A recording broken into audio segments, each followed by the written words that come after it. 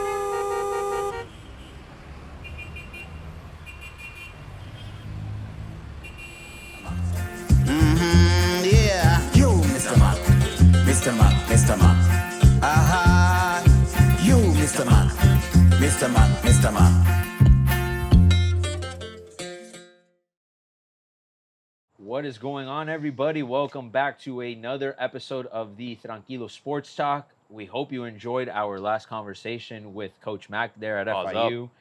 That was a blast to record. That one was awesome. Shout out Coach Mac. Yeah. Shout out FIU. Thank you for having us.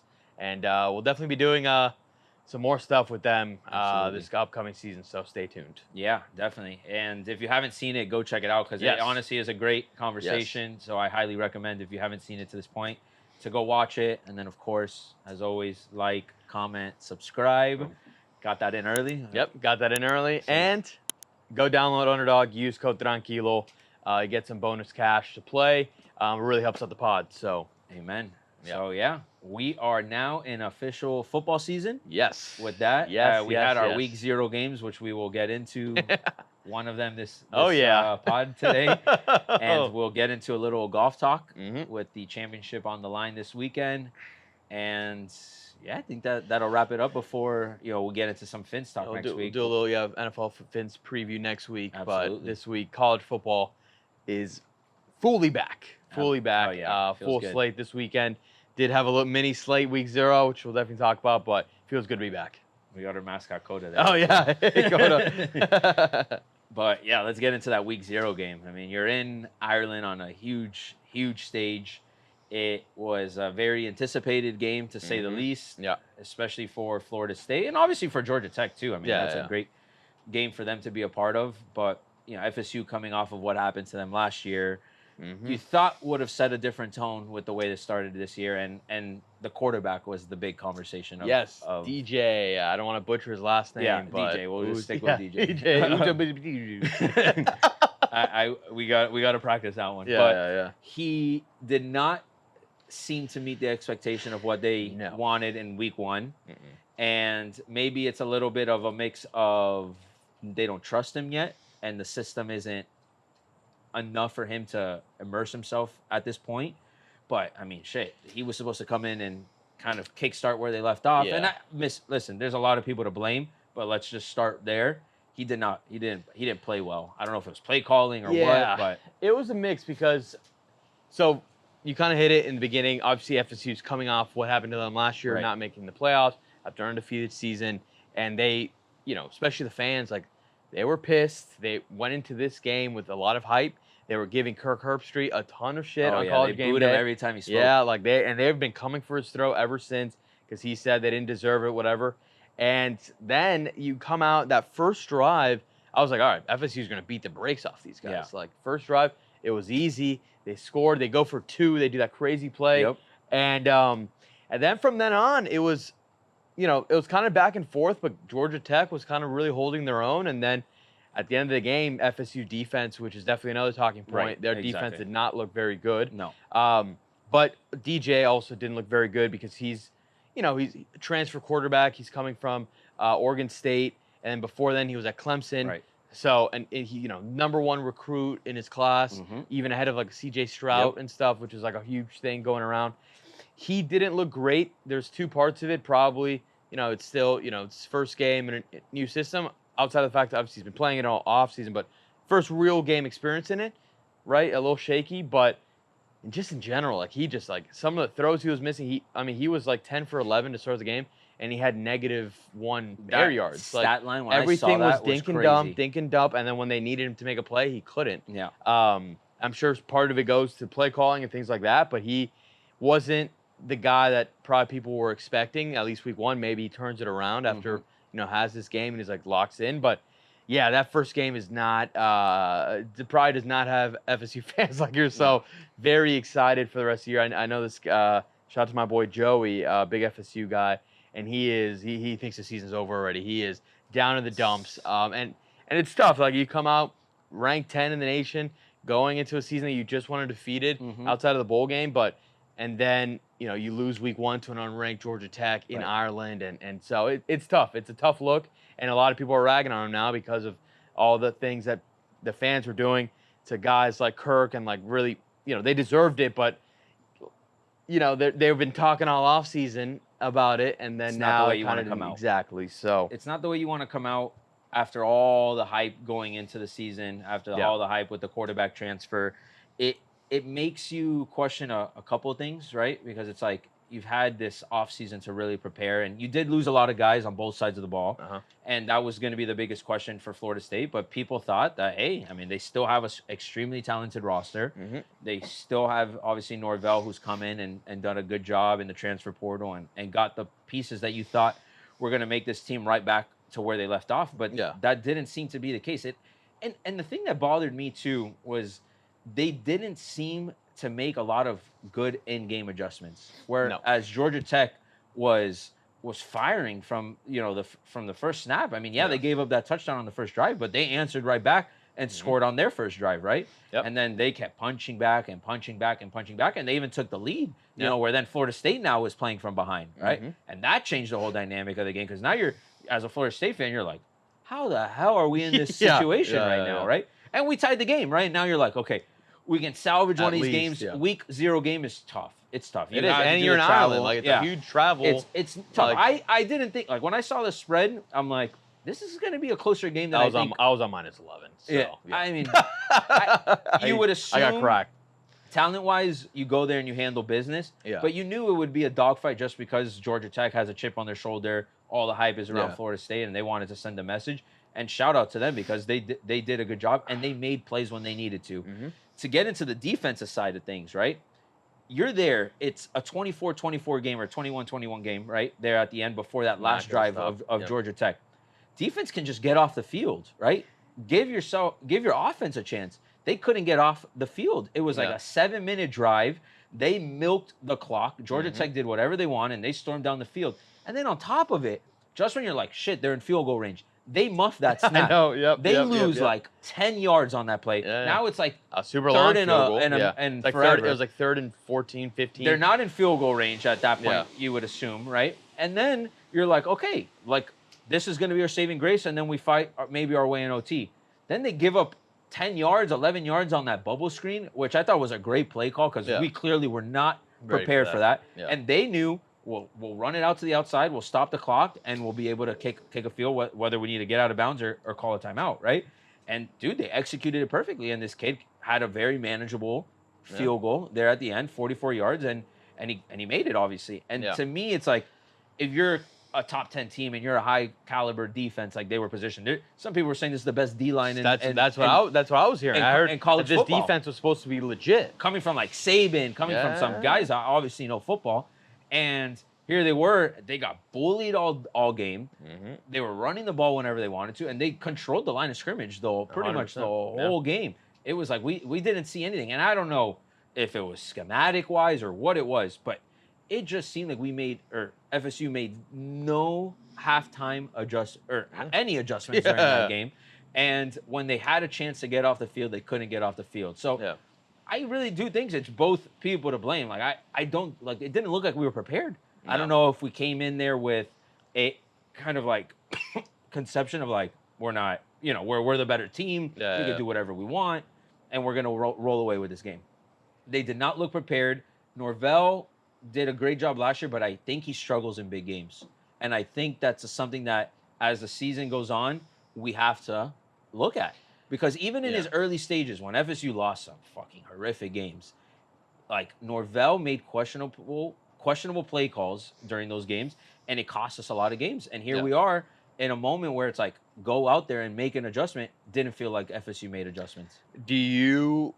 How on the panic meter, 1 to 10, where do you stand?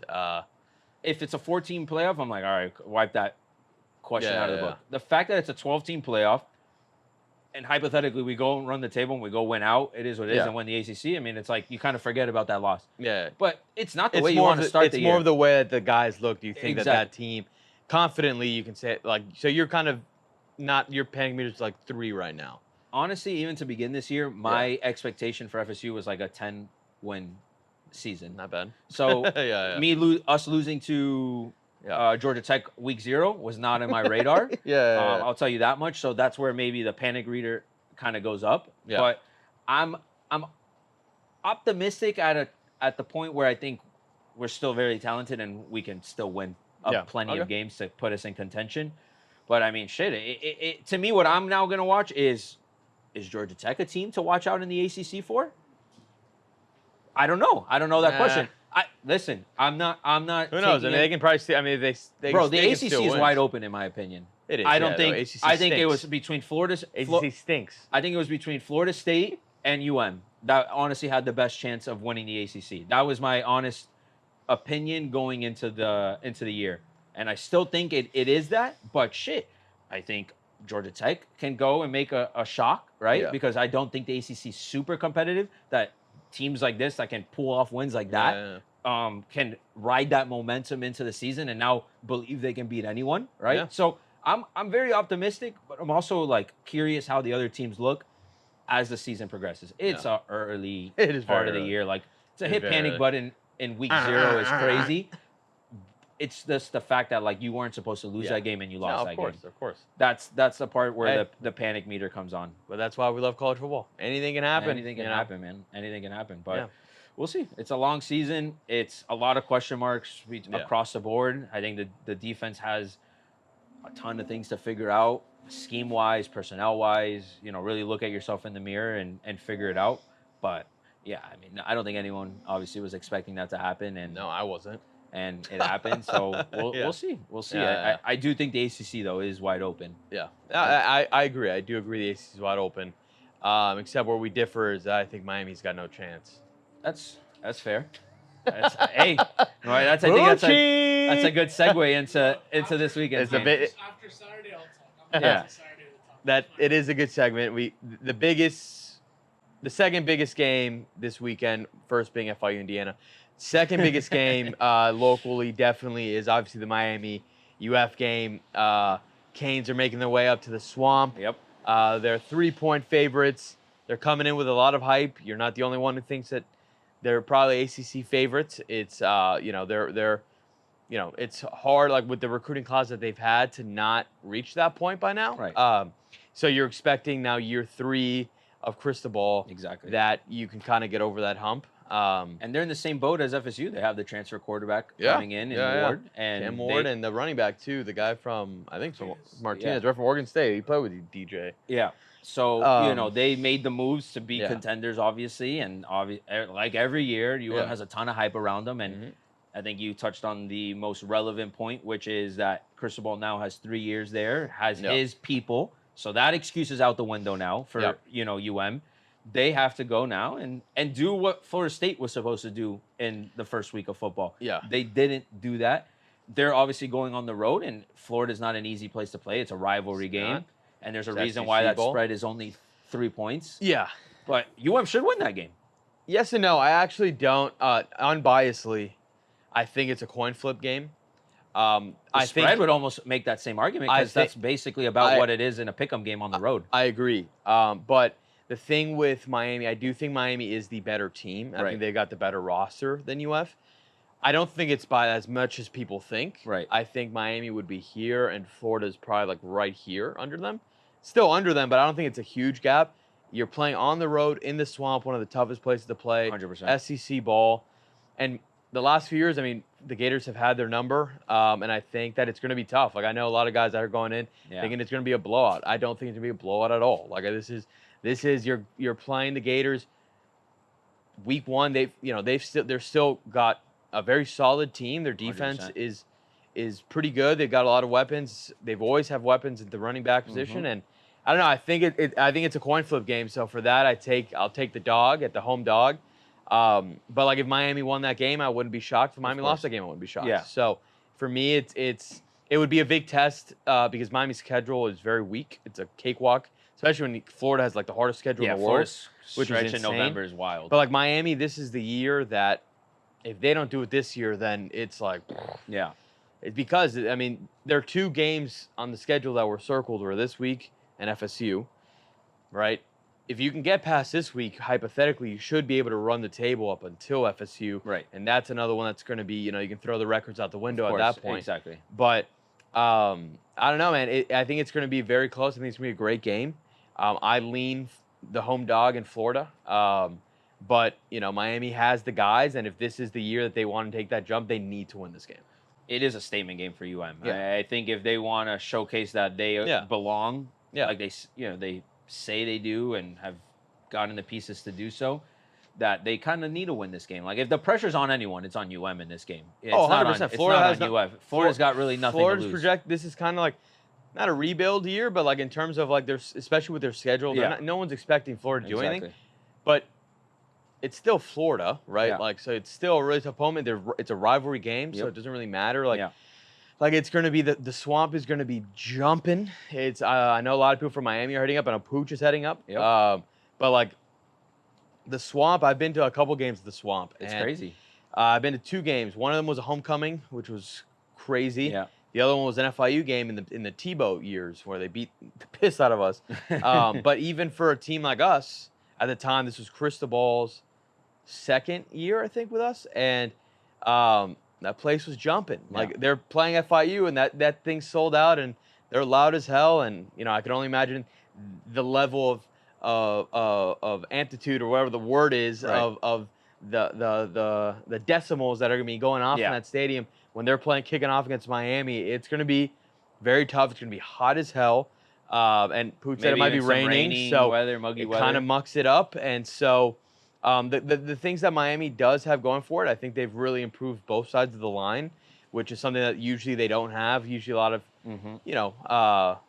it's not a Florida specialty. Right. It's more of a, Big Ten territory or SEC or like really Texas area. Yeah. But they've really beefed up both lines, and, they should be good. It's just whether or not Cristobal, if he can take that step and let's see. But I think week 1, I think they're in for a tough game, and I'm going to lean towards the Gators in a nail biter on this one. It is. I'm excited to watch it. Yeah. Selfishly, I got to root for the Gators in this one as much as I don't want to. But selfishly, I want it because I don't want to hear the fans after what happened at FSU. You hate fans more than Florida fans. 100%. But that also comes like in my FIU love and my FSU. Imagine the two teams that I like in college football are the teams that are UM's hypothetically like biggest rivalry because you have the local presence, even though like they're our biggest rivalry. We're not necessarily their biggest rivalry. Right, exactly. But and then I also like FSU, which just doesn't like either. So it's like there's a strong hatred towards and I don't want them to win this weekend. And whether I think they're going to win, crying next week. I want Pooch here recording. He may not show up. He may not show up. Pooch just texted me Miami in a blowout, 53-4. 4, Pooch. What the heck? 2 safeties? Come on. But I think it's gonna be a great game. I am curious. Like, obviously, there's a lot of fans going, but I mean, I'm assuming it's still gonna be like what 90-10. No, yeah. I mean, maybe not 90-10, but like 80-20. You have only gave Miami like 2,000. Yeah, that's what I was saying. It's gonna be that way. It's also the Swamp sells out every weekend. Yeah, the student section. Yeah. Anybody who lives in or around Gainesville goes to every game. So, the pre-sale, like not pre-sale, the, what is it called? Like the Ticketmaster or whatever. Yeah, like reselling market. Secondary market. Is not huge, and they usually try to, as best they can to sell the Gator fans. Of course. So, they will be outnumbered 100%, no matter how many people. Yeah. I think there'll be a good turnout, at least in Gainesville, whether everyone is able to go into the game. I think there'll be a lot of Miami people in Gainesville. Yeah. But yeah, it'll be at least 80-20 minimum. Like, I think that the Swamp is going to be, that's, it could be 90-10. It could be 90-10, like, yeah. You know what I mean? Just based on, how big of a will game show this out, is, too. And, so we'll see. We'll see. So then, real prediction. Give us a prediction. All right, so next game. No. Prediction, I think that we're going to win by 2 scores. Wow. We're going to win by 2 scores. I wouldn't even say 2 touchdowns. I think it'll be a touchdown and a field goal. Yeah. Okay, so you got them by 10. Field goal by 10, minimum. That's what I want the score to be. That's also my prediction. I just feel like we're good. Who do you think is the one that's gonna? Is it gonna be Ward? And is he gonna come out having a great game? Is it gonna be the running game? Is it gonna be the defense overwhelming them? I think both sides of the ball. I feel like people don't understand how much talent we have on our D-line. Like, I think you do. Yeah. Over the years, over the couple of weeks that people are ranking D-lines, they say that we have arguably one of the best D-lines in college football. Yeah. Mm-hmm. Just from top to bottom, we have this kid Ruben Bain coming into sophomore year. He's gonna be a stud. We've gotten a couple transfers that are studs also. Simeon Barrow, Tyler Barden, Elijah Austin, like all guys that are ranked top, like pretty high up in the rankings, right? In terms of like pressures and stuff. But I think it's gonna come down to the run game. I think like there's nothing like ground and pound football just to beat the life out of your team. And then Cam Ward, I just feel like he's just gonna bring something we haven't seen in a while since maybe De'Aaron King, and just like that playmaking quarterback that you really need to win in college football. De'Aaron King was a bit of a letdown though. No, we had one good year, and then like he got hurt, and then Tyler Van Dyke came. We thought that was our answer, and then that was also a letdown. So I think Cam Ward is going to be, I think he's going to be good. He has, the stats to back it up at least. Yeah. What we'll see. I mean, he's coming from big Washington was Pac-12. Yeah. So he's coming from a Pac-12, to South. He's Washington State. Yeah. I'm still suspect about our DBs. I think our DBs are still suspect. I think that's our biggest weakness on the team. Outside of that, if we can just keep the game in the front 7, and if the game goes to the front 7, I think we'll win every single game this year. Yeah, I think you guys are going to try to run the ball a lot in this game. I think our O-line is young, but we have arguably they're at good. least one first rounder on that O-line, like that right tackle, the Polynesian Francis Malgoa. Yeah, he's a first round talent as a sophomore, so I think we're going to run the hell out of the ball. Mark Fletcher, Damian Martinez, I think we're just going to run the dog piece out of it. And then we'll see, dude. I want to win by 2 scores just to see that we've made improvement more than anything. Dude, just a win would be an improvement. Not even I generally think that we're better than the 3-point favorites against these guys. On paper, not on the road. At home, you would have been more of a favorite. On paper, we are I think you say we're not that much, but I think we're a much better team. I don't think you're that much better. Bottom, but I think this team goes as far as crystal ball goes. Honestly, I think that the coaching is really what's going to decide, and that's what everyone says. UM has all the talent, but if the coaching's not there, we're not going to go far, no matter how much talent you have. It really comes down to the coaching, mostly the OC and crystal ball. Yeah. Because I'm not worried about our defensive coordinator. Our defensive coordinator is rock solid. He had a great year last year, even with dilapidated DBs and everything. We were in every single game. Yeah. We're in against Florida. Every game that we lost, we were in it, but our offense just couldn't. I don't think the gap is that big. I just don't. Florida's still every year top 10 recruiting class. Like it's still the same Florida team of the last few years that has, I agree Miami is better on paper. I just don't think it's that much. Like I have people saying that, it's not even close. Like it's definitely like the margin of athlete on these teams aren't that different, to be honest, in my opinion. I agree. Miami's D line has improved a ton. Both sides of the lines I think are going to be huge factors, but I just don't think it's that big. I could be wrong. I could come out Saturday and be like, "Holy shit, this team beat the shit out of Florida." Like I said, but if it's if it's a statement win where we go in that we win by freaking, God willing, we win by 24 points. God. We're gonna be like, oh my God. Never hear the end of it. Realistically, I think a 10-point win, I'll be happy. I just want to come out with the dub because I think if we beat Florida on the road first game of the season, it's a huge momentum boost. I honestly think this makes or breaks your season. Especially after the Florida State loss. Not in terms of because they could still. I mean, they could. I mean, hypothetically, still same thing with the Florida State loss.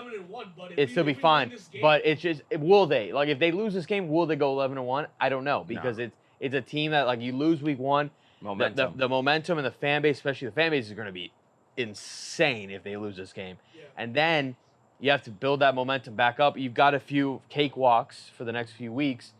But it's still like, all right, show me something, and then they need to still pick up a win against FSU or something like that to get kind of back in that group. But if they do, those ACC games always, there's a one or two that will always be a nail biter. Yeah, I mean, the ACC is always like, I mean, it's not. Well, talking about Georgia Tech, I mean, yeah, exactly. That was insane. Georgia Tech always gives us a good game. Yeah. Georgia Tech plays teams well. I think people forget that. It's just. But I do think like we have to win just to. Yeah, it's a. I think if you win this week, then you can say like, okay, college football playoffs maybe. I think if you win this game, it's enough momentum to guide you through. The biggest other game of the season would be obviously FSU, because if you win this game, and even let's say, I don't know when you play Virginia Tech, or I don't even know when you play FSU, but the FSU is another one, because now you see what FSU did week one, and then if you can't beat FSU this year, whether or not it's a good indicator or not, but if you beat Florida, like, you have to beat FSU, because that's that, and then you do that, then you're in the, honestly, you're kind of just in the playoffs no matter what, to be honest, unless you lose like 3 other games, but you have to be in the ACC championship one way or the other. Of course. For me, that's a bare minimum, because if you're in the ACC championship, you're at least playing for a playoff Yeah, spot. exactly. At bare minimum, you're playing for a playoff spot.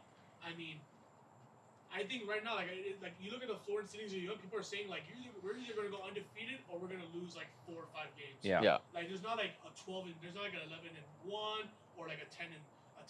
It's either you're going to be undefeated or you're going to have a mediocre season. Yeah. And it really just starts with the I agree. I agree. This game, I think this game will decide a lot. So we'll see. It's going to be awesome. I'm pumped for it, though. If we win, Me too. I'm going to come back next episode. I'm going to come. No, you good. You'll sit in the seat. Yeah. I'll sit down and I'm going to talk my ass off. I'm going to go up there. I'm excited to go up there. Of course. The swamp last year. I mean, it's sick. And that was The swamp is sick. Yeah. I can only imagine. I mean, that's what I'm saying. Yeah, it's crazy. I wish it was a night game. I do wish it was a night game. I think it would have been cool if it was a night game. Yeah, it's cool. It would be cool. I mean, that would be sick. That would have been sick as a night game. But I mean, I'm excited just to go up there and just. Yeah. I love hostility. Yeah, it's awesome. I just can't go in there and be like, I hate you. Yeah. Oh, you suck. Just gonna talk crap. My projection for this game, like now that I'm sitting here and in the conversation, is 26-22 UM. And the reason I picked 26-22 is UM's going to end up covering the spread on this game because Florida's going to go for 2 late in the game to force it to be less than a 3-point game to give themselves a chance to win the game. Okay. They're not gonna get the 2-point conversion, and then they're just not gonna be able to score after that. To win the game. I know, but you forgot about the pick 6 they're gonna throw at the end. That would be a wild finish to the game. Yeah. So we'll see. I'm excited. I think everyone's excited for this year. I think that, I mean, especially for you, if we win this game, like the stands will, the stadium will be a little bit more full for games. I mean, no one's gonna come out when we play at FIU, unfortunately. People are gonna come. It comes with it. It's still early in the year. You know, you'll hope to obviously fill it up later as the year goes on. The real fans will be there, which is like about 10% of them, and then the rest will come. I'll be there. Yeah, no, you will. You're a real one, but the rest of them you need to win, and it's the same thing. I think it's a great way to open the season. Absolutely. Open the season on a better better. I agree. Game. Yeah. I don't know. It's not college game day. I mean, obviously the other game's pretty Well, good. Notre Dame and Texas A&M, that makes sense. Pretty good Just game. the hype around Notre Dame, and then obviously Texas A&M is a big program, just big football towns. It makes sense, I think. Yeah. I think obviously Florida was a close second, It's up there one of the best games of the year, for sure. but Texas A&M, Notre Dame makes sense. Awesome. Yeah, because it's 19. Of course, just like I mean, I I'm would sure assume so. everybody that's a fan is probably going to do the same thing. Because no, everyone that's a fan is going to pick us, right? To cover. Yeah, I think everyone in thinks. I'm already on UF money line, so. Oh, I'll make that bet too, 100%. Yeah. I think it's gonna be Value's too good. All right, let's talk about the real game of the week. It's obviously FIU at Indiana. At the same time of UF. Honestly, College Game Day was going to be there, but whatever. But they're saving it for the other FIU. Yeah, exactly. They're saving it for FIU UTEP. And so huge kickoff. Also, we got a pretty big P5 opponent in terms of we're playing Big Ten Indiana, who just got a new coach. Yep. The guy from GMU who was awesome last year, and he's brought a lot of guys with him.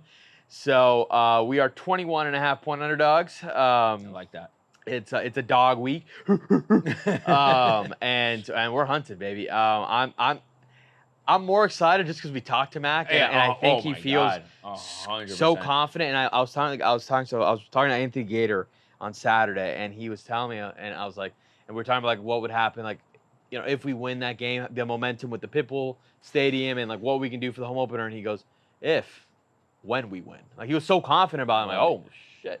I mean, I get that's what they all say, I guess. Of course. It seems like they're actually fully bought in, and hopefully, it happens. It's obviously a huge uphill battle. Yeah. But I like what Max said about, it's similar to Cristobal, right? We were talking about it's third year. It's his guys. There's, the excuse isn't really there anymore. This is the team that you've built, and a team that he was telling us that he feels the most confident with, and they've gotten deeper at very key positions, and they've gotten bigger, and the team just looks more ready than the past couple years, which is great, and it's super exciting, and you hope that you can take that momentum, and if obviously a win would be huge, but it's also incredible. It's also taking a step back, just if we can compete and show that we're not scared to go up to, not that Indiana's a top tier in the Big Ten, but they're still a Big Ten school. Of course. They got comparison to the FIU they've got a new quarterback, new coach, and is Mendoza the starter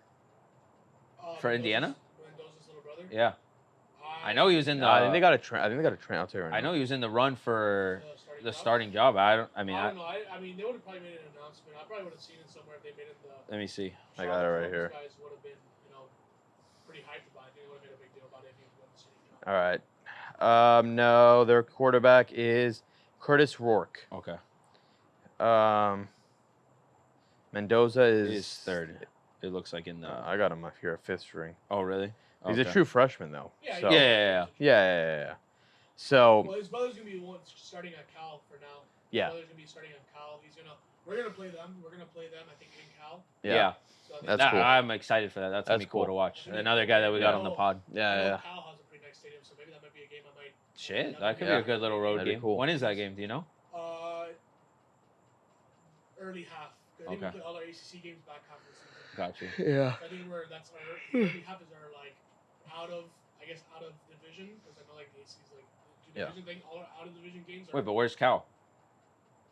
They're not in our. What conference? Side. But they're in ACC. Oh, but not on your side. Got you. Yeah. ACC, oh my God. Yeah, I know. I always forget the Atlantic and the Atlantic and the other side is coastal. Is it coastal? Yeah. Okay. They're in the coastal. You play them October 5th. Yeah, so I figured the early half of the season, because I think they're with SMU, Cal, and Stanford. You play in the exact. Which makes sense. Yeah, right. The exact middle. They're week 6. Yeah, I think we play SMU also at that point. That'll be another. You play SMU. No, you don't play SMU this year. We don't. You've got Stanford, right? You got Virginia Tech the week before, Louisville after your bye, Florida State. I think Louisville. Yeah, you don't play. Louisville's a pretty good roster. No, you don't play Stanford either. No, just Cal. Just Cal.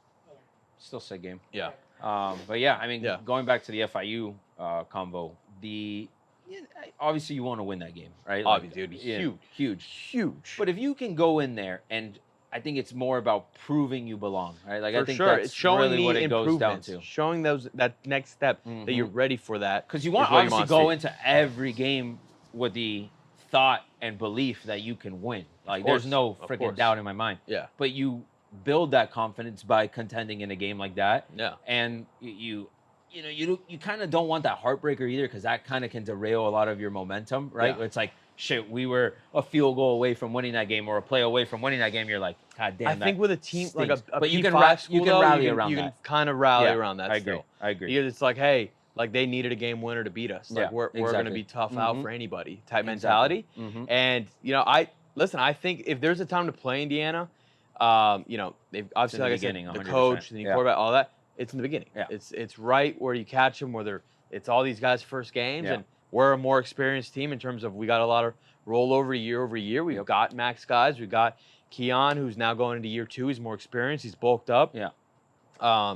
I think our running game is going to be awesome. My biggest worry is still the O-line, but O-line and the defense, in my opinion. Yeah, I know we got better and we got deeper, but are we really going to be able to push our weight on the defensive line? Are we going to be able to get stops when we need to get stops if we're in close games? From my Avoid the big plays. Yeah, that's the big thing. You can't give up these 40-yard touchdowns, 50-yard.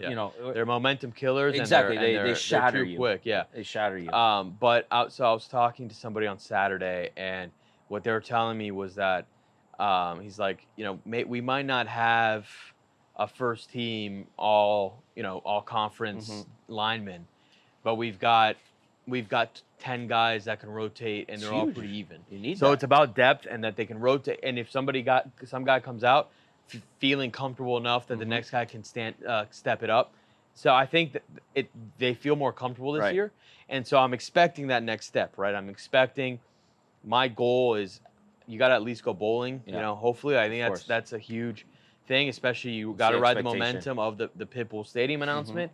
And I think they can do it. I think they've got a lot of players, and there's a lot of unknown players that we got from via transfer, things like that. That if they can have a big impact, we can really make a run in Conference USA. I mean, Conference USA is Liberty's the top dog, right? It's wide open. Jacksonville State is very good too. The rest is pretty wide open, and we can still beat a Liberty. Like 100%. Liberty is the better team right now, but we can still beat a Liberty type thing. And that's the mentality they have to have. That's the mentality I believe they have. Yep. And I think it starts here going up to Indiana. I think the boys are going to be pumped. And I love 21.5. I obviously already slammed it. Easy money. But it's gonna be awesome. It's an awesome kickoff, and I love the fact that we get to be on national. I think this game's national televised. I think it's CBS Sports. Or something, but let's see right now. Oh no, it's Big Ten Network, I think. So yeah, I mean, you can still get that. Big Ten. That's available. But yeah, so I think the boys are going to be ready. So I love FIU this week, and I'm expecting a good year, and I'm expecting a fun college football year, and there's a lot of really good things to look forward to. So absolutely, and if you're listening, show up to that home game. That's the week after. We'll talk about that one next week. But show up, show some support to FIU, because I know a lot of you went to FIU. So I'm just gonna say that. Go show some support to the alma mater. Oh yeah. But yeah, man, college football's back, and it's gonna be an exciting week 1, I guess you could say, for college football. And we are obviously hyped, and we're excited for next week to talk about these recaps going into 100% what happens this weekend. But yeah, any other college football games you want to talk about? I mean, I'm down to give a couple picks. Okay. And then we can jump to golf. Okay. I already gave out a couple. I do like UF money line. I've got FIU plus 21.5. I think we should be tracking our mortal locks this year. Yes. Do we want to start this week? Yeah. Let's start it. Yeah. Week 1, baby. Got to do it. Give me 2 mortal locks, Florida money line and FIU plus 21.5. I'll take those mortal locks. And then I'll throw in a couple fun ones. Let's see what I've got. All right, I've got Michigan State minus 13.5 over FAU. might be also another biased pick. I like Clemson plus 14 against Georgia. I think it's a week 1 type situation. I think Georgia is somebody who's obviously everyone's predicting to be the best team in the college football. You're projecting for. I'm picking Clemson plus 14. You see, my lock of the week was Georgia. Oh boy, 13.5. Oh boy, I got them at 14. Oh, you got them 14. Yeah. Well, I have them covering that. Okay. I think they're gonna. Okay, Dre. All right. we're going opposing on our locks this week. Yeah, and then I've got my last one. I'll give is USC plus 5 at home against LSU. I think that's going to be an awesome game. I think that one's Monday technically, but I like USC at home. I do think that was my other lock. But let's go. Not covering. I think money line. I think USC is going out there right. and winning. I'm making that pick for you, Polo. I got to write this down. I think they're going to. I think they're going to go win, and I think they're a little bit of on the post Caleb world, right? That what is USC really going to look like? I think for USC, it's really about their defense. Like, dude, that defense was atrocious last year. Yeah. I'm not sold on LSU every year either. Yeah, and they play and they compete in these big games every year. Mm-hmm. But I think USC is gonna shock some people in that game, and I like picking them. And then my other lock was Georgia. I think Clemson is one of the teams I think is overrated this year. I think they could surprise people. I think it could be Clemson like they've been. I haven't seen that Clemson in a while. So I think Georgia's going to go. It's at home for Georgia. The Georgia fans are going to show up, and they're going to be loud, and that's going to be a crazy environment. And I think it might be close first half, and then I think Georgia's just going to run away with it in the second half of that game. So, yeah, those are my 2 locks. All right, Pooch, I'm putting you down as a lock for Miami -3. Yeah, I got one more question before. I want these picks from you guys.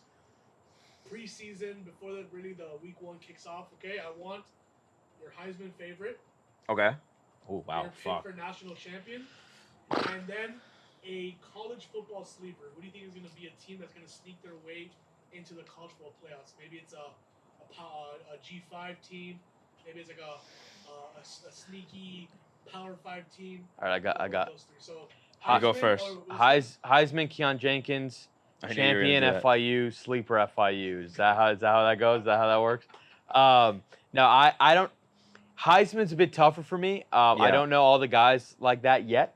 And like Jaden Daniels last year, I would not have predicted him to be the Heisman. But in terms of, they're not really a sleeper, but my pick for national champions this year, I really like Oregon. I love Oregon. I like what Dan Lanning's done over there. And I like that they got Dylan Gabriel, and he's actually the favorite to win the Heisman. Dylan Gabriel? Oh, okay, yeah. I wouldn't be shocked if he wins. I really like Oregon a lot. I think they're pretty sound offensively and defensively, and I think their time is come. Like, they've been so close to getting in the playoffs under Mario, even last year. Yep. Like, they were a field goal away. Yeah, like, they were there last year. You know what I mean? So I like Oregon a lot. So that's my pick for national champion. And then sleeper pick. I do think FIU is going to have a much better year than people are projecting, but sleeper into getting like a college football playoff bid, that I don't know. I'll go back to me on that one. I think I can find one. So for me, obviously, Dylan Gabriel is the favorite, but a guy that I'm seeing here in terms of odds that I like, because I don't want to pick the heavy favorite.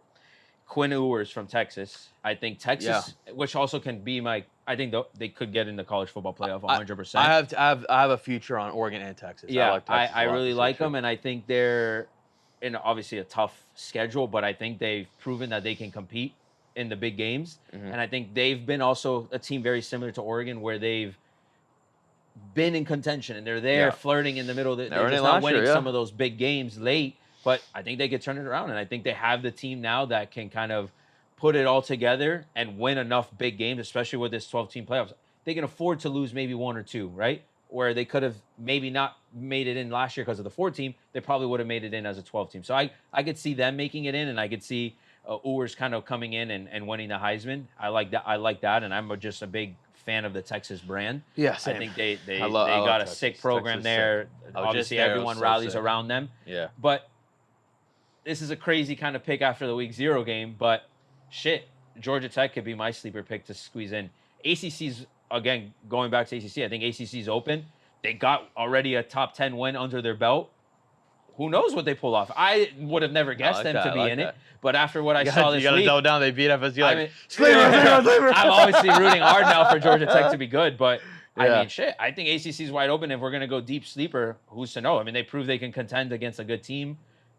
If FSU ends up actually being a good team this year, that's another discussion to be had. But again, they did step one in getting a week 0 win against a top 10 program, which they haven't done in a while. So they did that. And then ACC, there's a lot of games they can win. Even if they lose one, are they a 1-loss team? And God knows what else happens in the rest of the league that maybe they can get in. So they've controlled their destiny so far this year. Yeah. And they've done that. So who knows? I've got one sleeper pick. I've got a future on them, win total. I like Nebraska this year. I like Matt Rule, second year with the program. Not that I think that they may sneak into a playoff. Who knows? I think they can give a run for the Big Ten this year. I like Nebraska. Another team, Will Compton also got me fully. I listened to a podcast with him. Yeah. And I'm like, all right, I guess I like Nebraska this year. So that's my sleeper pick this year. Another team, I mean, I get it. Like, their offense historically is just terrible, but their defense is always ruthless, is Iowa. Yeah. I know. Hate Iowa.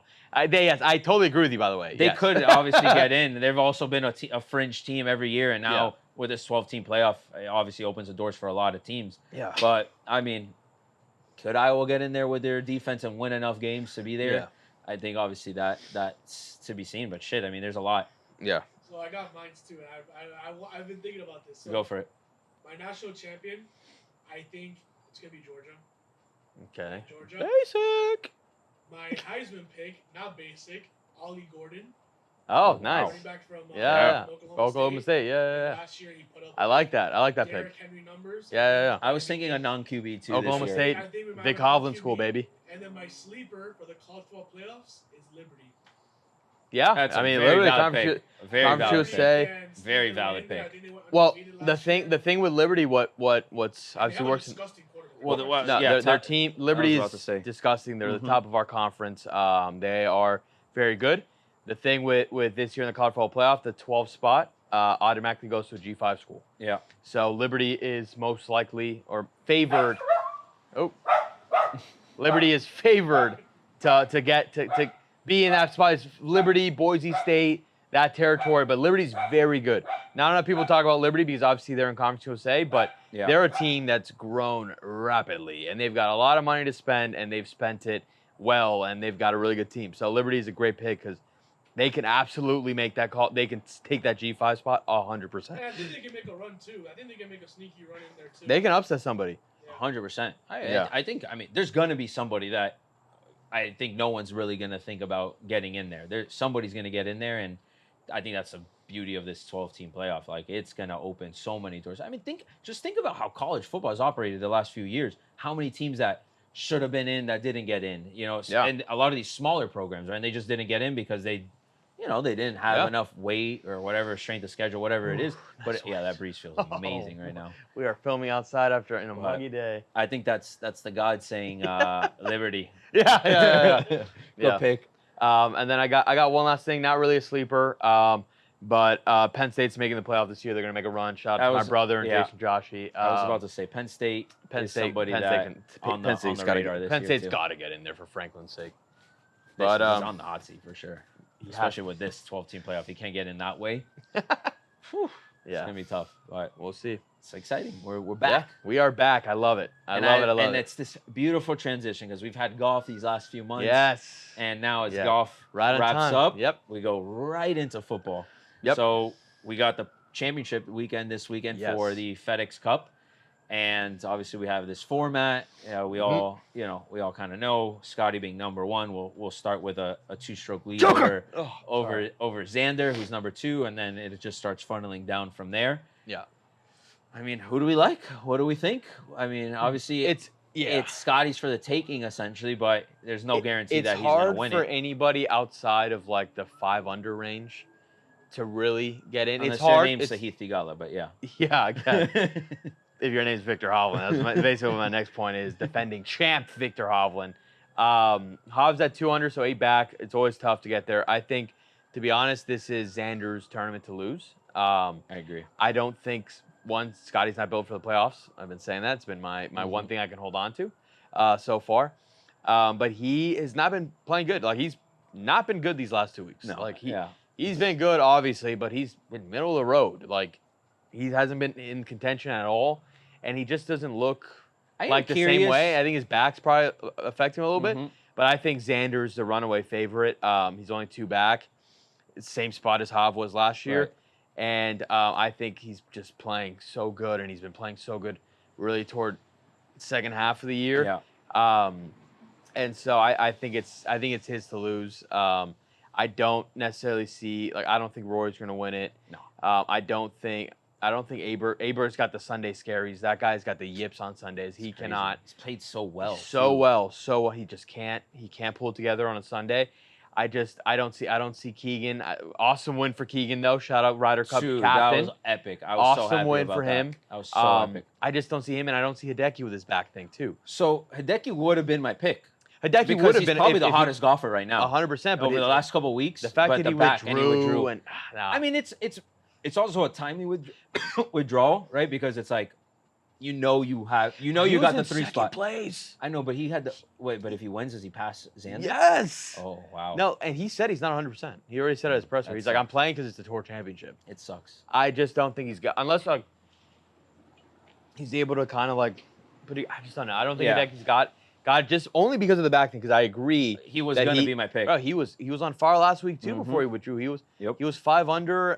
He was in solo second. Yeah. Like, he could, if he would have won last week, right now. he maybe not Scotty, but he would have probably jumped Xander, to be honest. Yeah, I don't know. No, he wouldn't have passed. I remember hearing something. Scotty Hav won the BMW and jumped from 7 to 2. Right. Like, so. But it's how many wins that Scotty had that he just had so many points. Yeah. Scotty Xander maybe. That I'm not 100%. Scotty for sure no. Yeah. Xander maybe. But yeah, that does stink for Matsuyama, who was playing great golf. And I agree. I think this is Xander's for the taking. I think he's still playing great golf.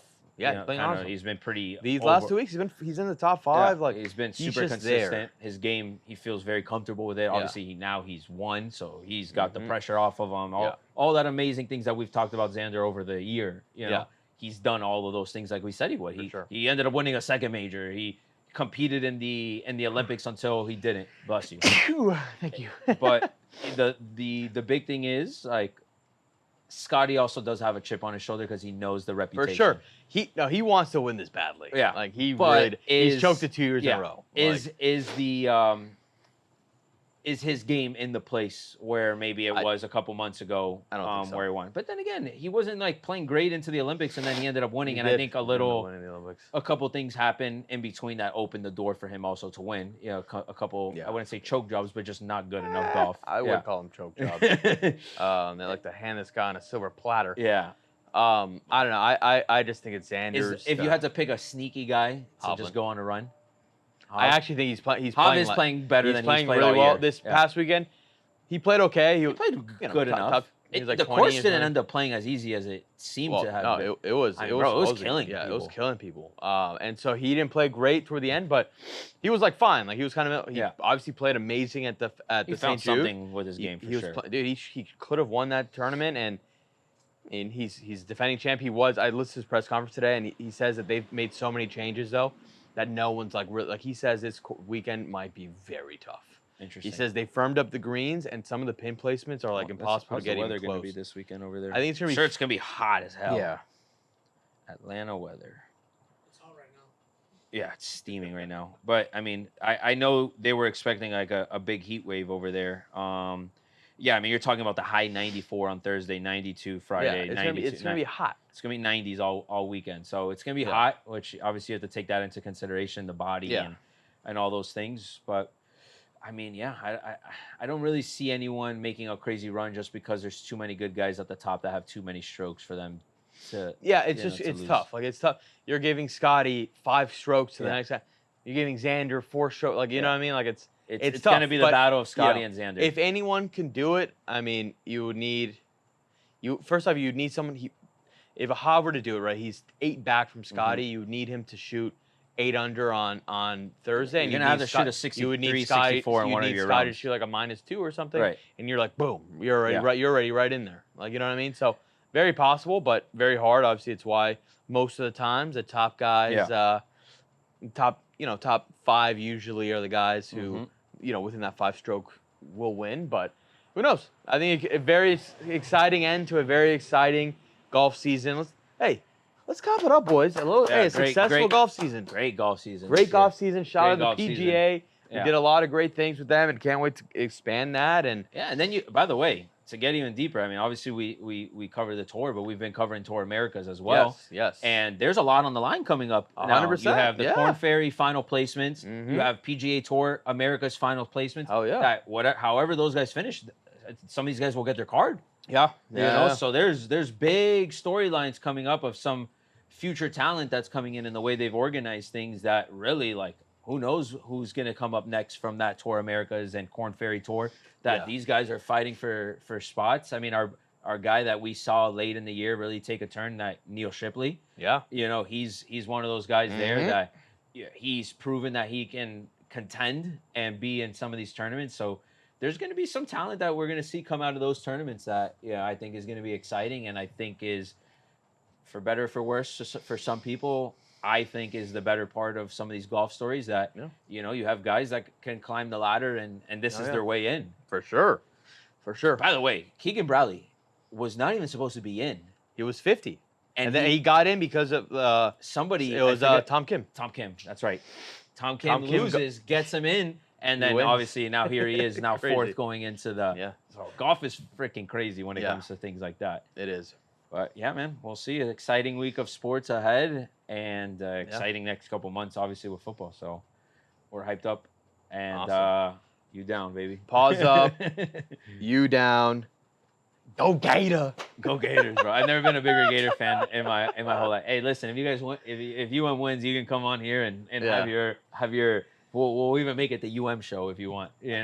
Let's not go that far. But if FIU also wins, then it's just a battle between you and Dave all pod. Okay, well, that's fine. Beat you up. I'll just sit from the sidelines. Who does FSU even play this weekend? If you win a 4-point dogs, I'll give you that. I'll let you just take over the whole podcast. Yeah. Crazy win.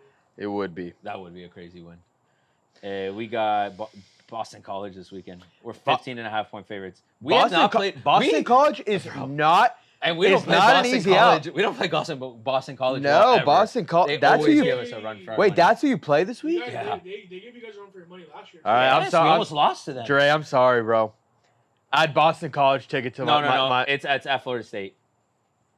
Add Boston College ticket to my. Add. I think you said at Boston College. Wow. Listen, man. I honestly don't know what to expect. You want to know why? Why? Boston College quarterback, Guano. Is he really? Yeah. No way. Yeah. He's sick too. What? I did not know that. What's his name? Yeah. I want to look into that guy. That guy is holy. Get him on the pod. I swear to God. Come on the pod, dog. What? Yeah, I'll tell you right now. Bro, we got to find that guy. That's the only reason I like him plus 17. Yeah, Thomas Castellanos. Wow. Sophomore. Started all 12 games as a freshman. Where's he from? Total 2,200 passing yards and over 1,000 rushing yards. Oh my God. Hey, Dre. I might hit that line too, dude. I might have that line too. Hey, you want me to add it to your locks, Fooch? I'm adding it to mine. I might become a BC fan. Yeah. BC plus 17. That's pretty Put epic. it next to my UM lock. That's what I'm saying. I'm going to put it. All right, there you go. You got an extra lock in there now. Plus 17.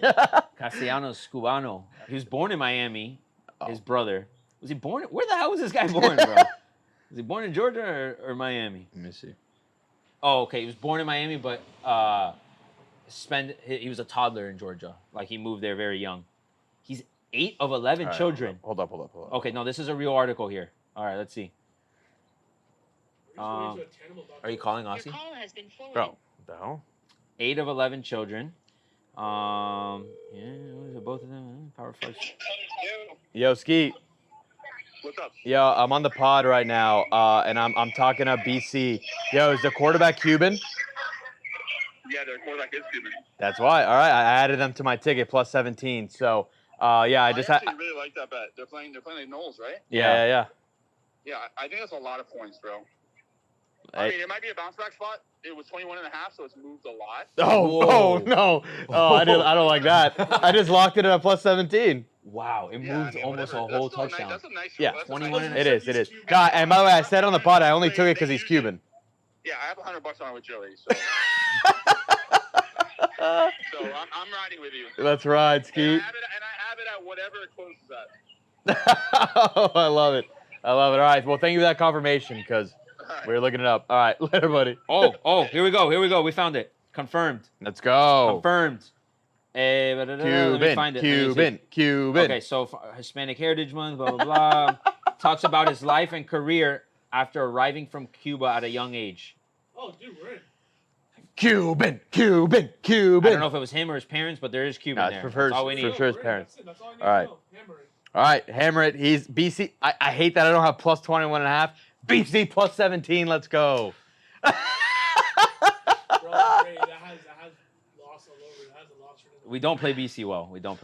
But the bounce back spot is for us to lose 2 in a row. I mean, well, no, talk about panic. I'm not thinking. I think you guys are gonna win. I just by No, 17 I is know, the real I know. question. No, of course. But I mean, talk about panic meter. Oh yeah, That's yeah. Like it's over. If you hypothetically, if you guys go 0-2 to start the year, do you just kind of cancel the year? I mean, I don't. You cancel the year and just and you build everything just for Miami to ruin their season. I'm a big FSU fan, but like if we went 0-2, I'd be like, all right, whatever, bro. Like, if the Dolphins go 0-2, it's a completely different narrative for me. NFL's different. You know, so my weight, like when we lost, that's that how game, we deflect. Like I was bummed because I'm like, fuck, that sucks. But my day wasn't ruined. Well, my Mondays are ruined when the Dolphins all lose. it does, it makes me become a hate watcher in terms of like my team's out of it. I'm rooting against my enemies. Yeah, rooting against you, fair. Pooch. Not you personally, your team. Yeah. I know. I'm rooting against FAU. Like I just become a hate watcher where I need everybody else to be as miserable as me. That's what it comes down to. And so I'm really hoping I don't have to hate watch too much this season. Yeah. But Guano! I'm here for that narrative. I want to find that guy and get him on a pod. We're gonna get Nick Castellanos is Not Nick. Nick Castellanos, baseball player. Nick Castellanos is the one that hits home. Tomas, we made it. Tomas. Tomas Castellanos is coming on this pod. Book it. Tomas. And by the way, all the He's articles about it and like ESPN, unfactual information that they're providing. Oh yeah. Yeah, because like, dude, I go into this other article. I mean, we got to figure out the truth of the whole story because I mean, I'm seeing. You need to reach out to the Boston College Athletics. Yeah. Communication. Well, because even their bio is weak on him on the Boston College site. It wasn't until I found this other article that's like a Hispanic heritage. I want to meet him, dude. I want to meet Thomas Castellanos. Me too. Fuck. I want to meet him. Miami. I mean, it was a short stunt in Miami, but he was from Miami at one point. Still has Yeah. blood. Once you're in Miami, you're always Miami. Damn, bro. FIU should have recruited him. Dude, I I know. wonder if they tried. Yeah, that's sick. I think he went to UCF at one point. He did. too. He transferred from Yeah. UCF. Yeah. So, all right, sick. Well, I think that about does it for today's episode. Yeah. If you've made it this far, you probably already liked and subscribed. If you haven't, like and subscribe. Yeah. But yeah, I'm excited. Week one's in now this week, and golf's wrapping up. So it's all football ahead now. Yes, all football ahead, All and we football cannot ahead. be more excited. Let's go. Happy football. Happy football watching, everybody.